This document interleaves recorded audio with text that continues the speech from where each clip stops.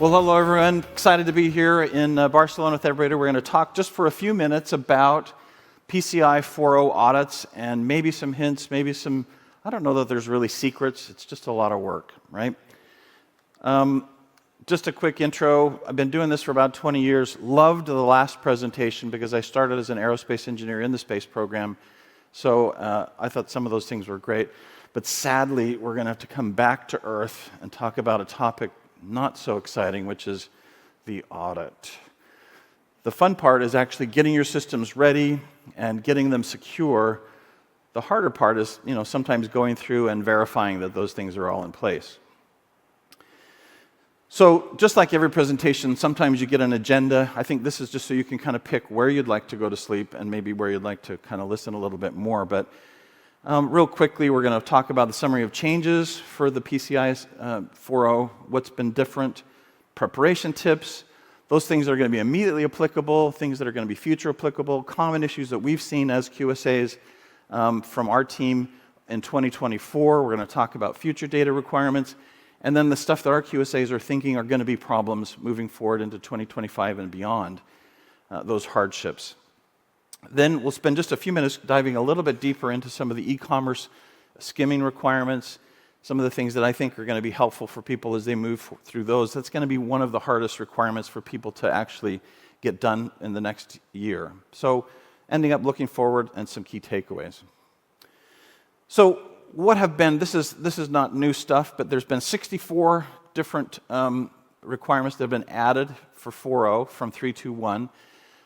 53 of them are applicable to everybody, 11 of them just to service providers. But of those total, 13 requirements are things that really become active from the very beginning, immediately effective. And if you had done your assessment, maybe this last year earlier, you may have noticed it wasn't a ton different than 3.2.1 if you didn't really look at all of the future data requirements. So definitely doable, definitely something that's not going to be scary to jump into. However, what can you do to prepare before your assessment begins? I think there's a lot of things that people may think, well, my QSA will just teach me what I need to do, so I don't really need to prepare or do anything, because they're going to be the ones that will tell me. And it's true. We absolutely will help you through this process. All of the QSA companies out there do this stuff.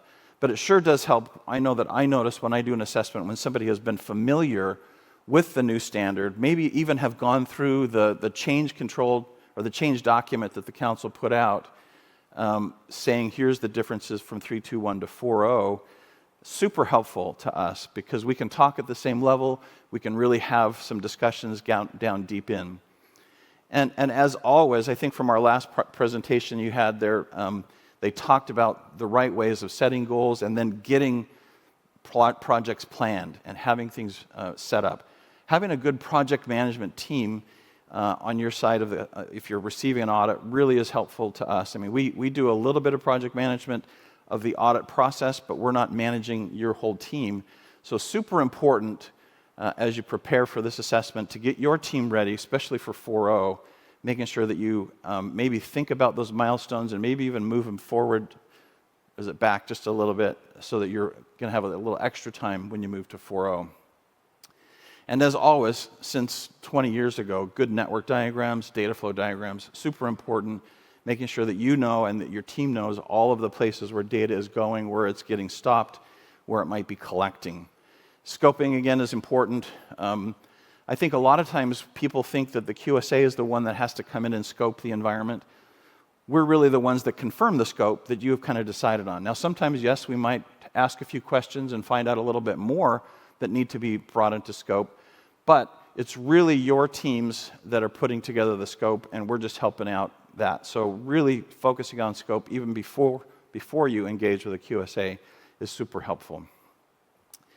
In general, I think the 3.2.1 to 4.0 transition for this first year or two is going to take a little bit more time, so make sure you're planning for that extra time, addressing future data requirements, thinking about them, preparing for it, and then knowing that the report process is a little bit different for us too as QSAs. It's taking a little bit longer as we are learning the new template. It has become a little bit more extensive in some of the stuff that we collect as well.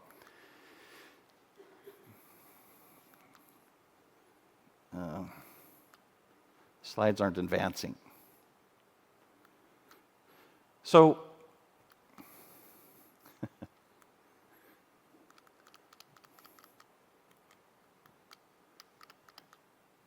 doesn't work. Oh, they're reloading. It's a reboot. I love reboots. Oh, there we go. So a lot of people are saying, what do I need to do and what do I need to think about between 2024 and 2025? So I've done my first 4.0 assessment, or I'm going to be doing one, thinking about what's going on in the future. What are things that we're hearing? And I know one thing that we're kind of hearing, which is I don't know if I want to say disturbing, but people are saying, if I finish on March 28th, 2025, then I'm done for a year. I don't have to think about any of those future data requirements, right? So that puts it off for one extra year. It's true, when we do an assessment, it's a point-in-time assessment. So your assessment is good, but the next time you go and do your assessment in March 29th of 2026, you've got to prove that you were being compliant to all those new requirements. So there are some periodic things that you have to keep track of. So are you off the hook? No. Is it a good idea to try to move your assessment, back a little bit so you can finish before March 31st? Not really a good idea. That's going to cause you problems in the future. So try not to get into that mindset. It doesn't really become productive. As you're preparing for the future things, you may want to engage with a QSA or a consultant to help you work through some of the issues with the 4.0 requirements. I'm not going to go through these, but you can see them listed here. Some of the things I think are going to be a little hard for people. Keyed hashing, the new script scanning, the script analysis stuff, MFA, authenticated internal scans, things like that. We'll talk a little bit more about that in the future, but those are the topics you may want to consider. So of the ones that are immediately applicable, this is just a quick summary, the requirements. Obviously, there's been some changes for scanning, vulnerability scanning for SAQA merchants, both whether you have an iframe or a hosted order page. Those are new. And we work with a lot of really small merchants, and coming to this realization of having to do this VA scan and having to deal with the vendor and understand what the results of the scan are a little difficult. So the quicker you can get into that process, the better, especially if you're an acquirer or you have a relationship with many merchants. Formal reconfirmation of the scope was moved from the kind of introduction of the PCI standard down into the actual requirements in 12.5.2. Now, we kind of are looking, we have to look for more official documentation. Before it was kind of like, did you do your scoping? Oh, that's great, let's go over it. Now it's, please show me your scoping document. So that's a little bit more things that have to be done. And I really feel like the roles and responsibilities requirements are, again, not super hard, but something that has to be added to your documentation. And somebody in your organization, I'm sure, absolutely loves to write security policies and loves to write documentation. So they're just going to get really excited about having to add a little bit more documentation. But we are going to look for that. We're going to have to find out which team, which person, who's taking responsibility for all the activities in each requirement, and those things are going to be new. In general, I kind of feel like 4.0 has raised the bar on service provider, compliance responsibility. We're looking for a little bit more depth that rather than maybe just an AOC, let's look a little harder to make sure that you understand the contracts better. These requirements have always kind of been there, and detail is implied, but I think we're all just, as an industry, upping the game just a little bit here, and so we found that it's a little harder to get some of these documents. So during 2024, what have our QSAs said are some of the hardships, some of the things that are going good? As I mentioned just a second ago, the service provider responsibility acknowledgement documentation has been kind of a problem. Sometimes it takes a little bit longer. Service providers sometimes are reluctant to provide that information in the detail that maybe a QSA will be asking for it in, because we're, again, looking for evidence items to match into the PCI ROC template that we've got to fill out when we're documenting your compliance. So that's going to take a little bit more time. VA scanning with small merchants, problem I already mentioned. The other thing that's expected but somewhat disturbing is that pretty much everyone that we've done a 4.0 assessment with this year have pushed off compliance to the 4.0 future requirements into next year, into the next assessment. So, that can be good. Maybe they're really working on them, and it can be bad if they're not. So that has been a trend that we're seeing specifically, is that pretty much nobody is dealing with the future dated stuff. Even the simple ones, even some documentation stuff. So anyway, the other thing that we've noted as a problem is really it just feels like there's more overall documentation, and that's kind of based on the ROC template that we've been given. It feels like there's more evidence items that we have to specifically gather. That's taking a little bit more time, might be a little frustrating for people, and I know it's frustrating for QSAs as well, but we're trying to work together on this process. Now, some of the successes. Clients have said that completing 4.0 really is pretty easy when you don't consider the future data requirements, which is expected. It's pretty much just like 3.2.1 with a few changes. We have had many clients actually working actively on preparing for the future data requirements, which has been great. And we're getting more and more questions. Our QSAs are getting a lot of questions since July, actually, of this year, of people wanting to talk to us about, here's what I'm going to be doing in the future, is that going to work out? Which is a great trend, I think, in the industry. So a quick summary, here are the things that are kind of changing, and this isn't every requirement that's changing in 4.0, but these are the ones that I think that are going to be some of the ones that are hardest to get to. We talked about keyed hashing a little bit, we'll talk a little bit more about it. Phishing protection and training, payment page script management, targeted risk analysis process is a new thing. MFA for all access into the CDE.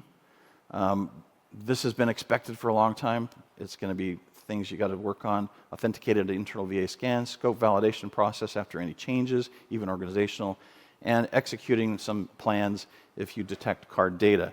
So those are the ones that I think are the most important, just to single out what they may be from our experience. And here's what we then expect from those, the hardships that we're going to see in 2025. Obviously, we've got the top one. People are pushing off compliance to 2025. I really think there's going to be, a tough thing whether that has to be compensating controls now when they don't do it. I don't know. We as a QSA community are really going to see what happens come next April 1st and the assessments that we're doing after that. So we'll have more detail later, but I'm just a little bit worried about that. Keyed hashing has not been really well understood at all. I did an assessment this summer, and they had actually changed their whole hashing algorithm after reading the requirement, and said they were so excited, they were so happy. They said, look how proactive we're being, we've done this. I actually did some research into the algorithm that they were using for hashing, and it wasn't keyed hashing. It just sort of sounded like it. So I proved that to them, and they go, oh shoot, we should have talked to you before. So there's an illustration where it would be really helpful before people are implementing some of these changes to make sure that you're vetting that so that you agree with your QSA. So work together with those guys as you're working on those new requirements. MFA scope, that's just technical work that you're going to have to do. There has been some changes in kind of the documentation that we have to collect on an MFA system. You have to prove to us that the vendor says that it's not susceptible to replay attacks, things like that. So we're going to be looking for documentation. If you can help the QSA locate some of that from your MFA system, it's easier than having us go to try to your vendor and get that information. So there's a little bit of work there. Targeted risk analysis process, I think, is another one that's really going to need strengthening in 2025.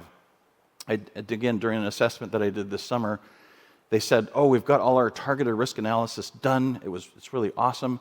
They submitted the evidence, and all it was a piece of paper that said, we completed all of our targeted risk analysis in 2024. And so it wasn't really what we were looking for. You have to say, why did you choose this password length or this password replacement period, etc. So do some research, find out how to do a targeted risk analysis. There's all kinds of stuff on the internet out there on how to do it, some of the even methods. I'm sure QSAs will come up with, I know we're coming up with some templates to help people through this process, outlining the steps that need to happen there. So look for that kind of information.